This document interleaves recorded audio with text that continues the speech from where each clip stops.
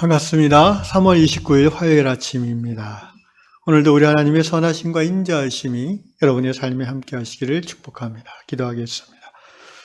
고마우신 아버지 하나님, 오늘 하루 우리의 삶이 어떤 정황이나 또 어떤 처지에 있다 할지라도 주님과 연결되어 있도록 붙잡아 주십시오. 하나님을 바라보는 믿음의 눈이 다른 곳을 향하지 않도록 붙잡아 주십시오. 어떤 상황에서도 우리가 주님 안에 거하고 주님이 우리 안에 거하심으로 믿음의 승리를, 믿음의 열매를 거둘 수 있는 삶이 되는 것을 고백합니다. 그렇습니다. 그리스도 예수 안에 있는 하나님의 우리를 향한 사랑을 끊을 자가 아무도 없는 것을 고백하며 오늘도 그 사랑에 겨워 살아가는 우리 모든 하나님의 자녀들 되게 하여 주시옵소서. 예수님의 이름으로 기도합나이다. 아멘. 찬송가 595장 찬양합니다. 나 맡은 본분은 구주를 높이고 문 영혼 구원하도록 잘 인도함이라.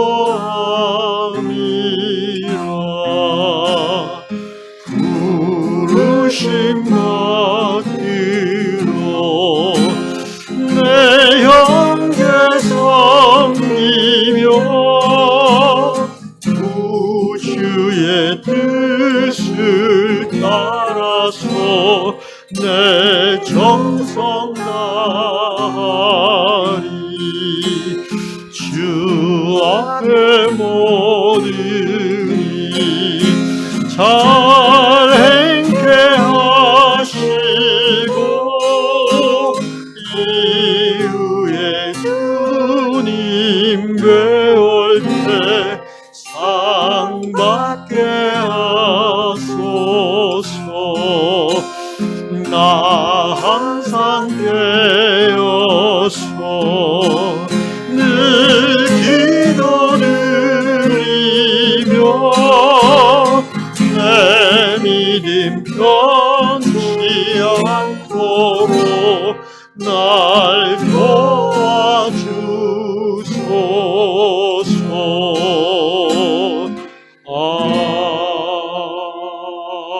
아멘. 네, 하나님께서 이 아침에 주시는 말씀 디모데후서 4장 2절 한 절 읽겠습니다. 디모데후서 바울 사도가 후배 목회자인 디모데에게 보낸 두 번째 편지 디모데후서 4장 2절 말씀 읽겠습니다. 너는 말씀을 전파하라. 때를 얻든지 못 얻든지 항상 힘쓰라. 범사의 오래 참음과 가르침으로 경책하며 경계하며 권하라. 아멘. 미국 플로리다에 사시는 카를로스 형제님의 글입니다. 이 형제님은 이제 다락방 글에 나온 이야기를 보니까 감옥에 갇혀 사는 수감자이십니다. 어떤 죄를 지었는지는 나오지 않고요. 감옥 생활하면서 또한 신실한 크리스찬의 삶을 살아가기 애쓰는 분으로 보여집니다. 이번에 이런 이야기를 올렸네요. 코로나로 인해서, 그러니까 최근 몇 년 사이 일인데, 코로나로 인해서 이제 교도소도 우울해지는 날이 많았나 봅니다. 그래서 교도소 당국에서 재소자들을 위한 오락거리 하나로, 이렇게 게임을 하나 같이 갖게 했는데, 그게 이제 그 시력, 비전 테스트라고 해서 누구 눈이 더 좋은가, 그런 게임을 했대요. 그런데 그 중에 1등을 한 분이 있는데, 이 카를로스 형제랑 같은 블록, 뭐라고 표현해야 되는지 모르겠는데, 하여튼, 같은 감옥인데, 같은 라인에 있는, 그분이 1등을 했어요. 그래갖고 이 카를로스 형제가 일부러 찾아가서 축하를 해주었다 합니다. 이 감옥 안에서 일부러 찾아갈 수가 있는지는 모르겠는데, 그럴 수 있는 기회가 있는 것 같습니다. 그러니까 했겠죠. 그런데 그 형제를 찾아가서 막 진심으로 축하를 해주는데, 이 1등한 사람이 굉장히 슬퍼 보였다고 합니다. 그래서 이유를 물어보니까 가족이 너무 보고 싶어서 마음이 슬프다 이렇게 얘기를 했고, 카를로스 형제가 이 형제를 진심으로 이렇게 축하해 주는 것을 느꼈는지 이 비전 테스트에서 1등한 형제가 자기 마음문을 열고 자기가 그동안 어떤 사람이었고 왜 어떤 죄를 지어서 여기까지 오게 됐는지를 나누었다고 합니다. 그러자 카를로스 형제는 그에게 우리 같이 기도합시다 제안을 했고, 함께 하나님 앞에 형제가 그 손을 잡고 기도를 드렸죠. 그리고는 하나님 주신 말씀이 계시록 3장 20절 말씀을 주셨대요. 그래서 그 말씀을 형제하고 함께 나누고 권면했다고 합니다. 계시록 3장 20절 말씀은 바로 그 말이죠. 그 예수께서 사도 요한께서 볼지어다 내가 문 밖에 서서 두드리노니 누구든지 내 음성을 듣고 문을 열어 나를 맞이하면 그는 나와 더불어 먹고 나도 그와 더불어 먹으리라라는 그 말씀인데요. 그러니까 영접하는 자는 예수님이 그 마음에 들어오셔서 구주가 되어주신다라는 그런 내용으로 전도를 했던 것 같습니다. 그리고 그날이 주일이었는지는 모르겠지만 하여튼 저녁 때 교도소 내에 그 예배가 있는데 이 사람을 그 예배에 초대했다고 합니다. 여러분, 이 교도소라는 것만 빼면은 정말 전도를 그때그때 잘하는 분입니다. 정말 우러나오는 뭔가 좋은 일을 당한 이웃이죠. 여러분, 교도소도 하나의 사회잖아요. 그렇지 않습니까? 수백 명이, 오히려 아주 동네가 좁은 동네죠. 그리고 어디 동네 밖에도 못 나가는, 늘 5년, 10년, 뭐 길게는 20년 간수들과 죄수들은 어떻게 보면 동네 주민인 거예요.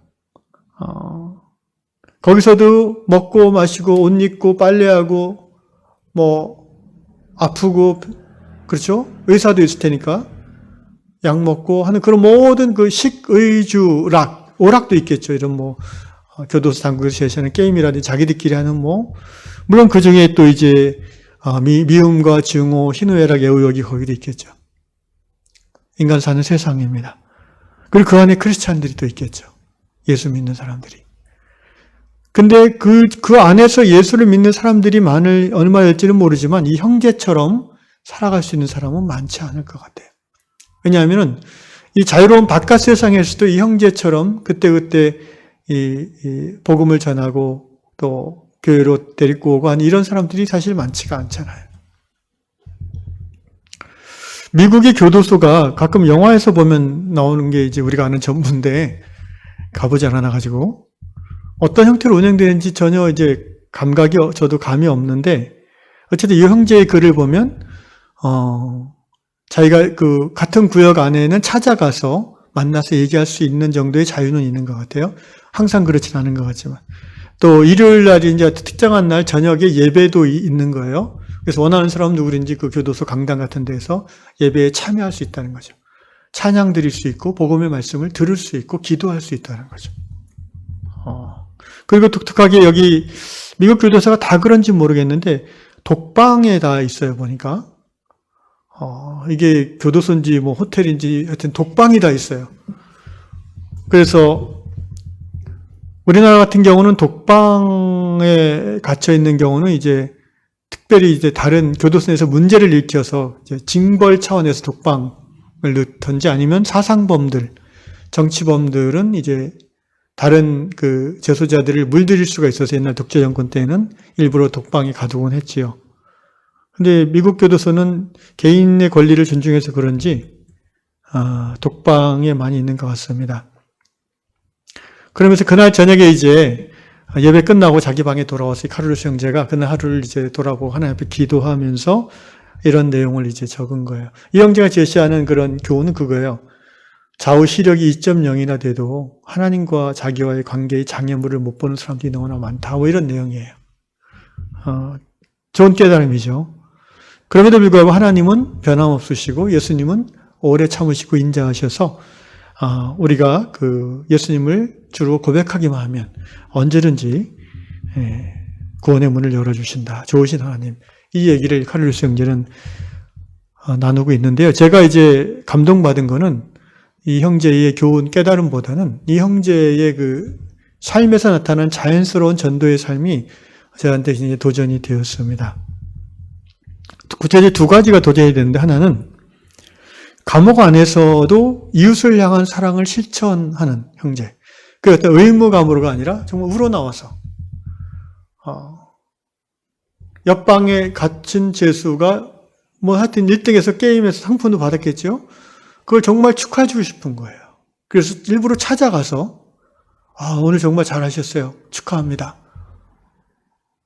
그 진정성이 이 친구에게 전달됐기 때문에 서로 뭐 이렇게 친한 사이는 아닌 것 같은데, 얼굴만 아는 사이인 것 같은데, 이 친구의 마음 문이 열린 거 아니에요? 그래서 자신의 라이프 스토리를 쭉 얘기하고, 왜 어떤 죄를 짓고 하는지, 자기가 지금 왜 슬픈지, 이런 얘기를 이제 카를로스 형제에게 하는 거죠.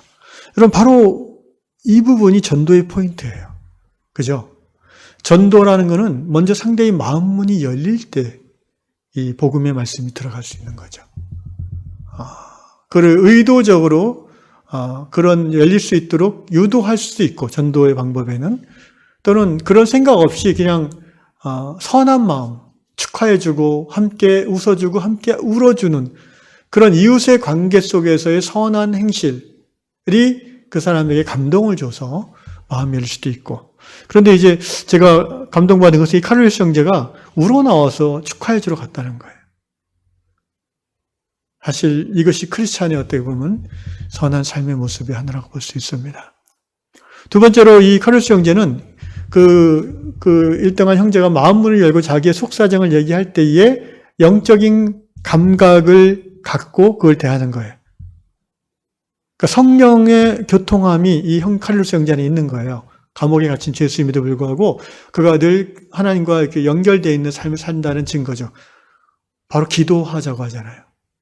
상대방의 마음 문이 열리고 슬픈 얘기를 나누고 이럴 때에 그냥 보통 하나님과의 관계가 이렇게 깊지 않은 사람들은 그냥 공감하고 듣고 힘드시겠어요. 그렇죠. 소망을 가져봅시다. 뭐 이런 식으로 이제 이야기를 끌고 나가는데 이 카를로스 형제는 기도합시다 이렇게 했잖아요.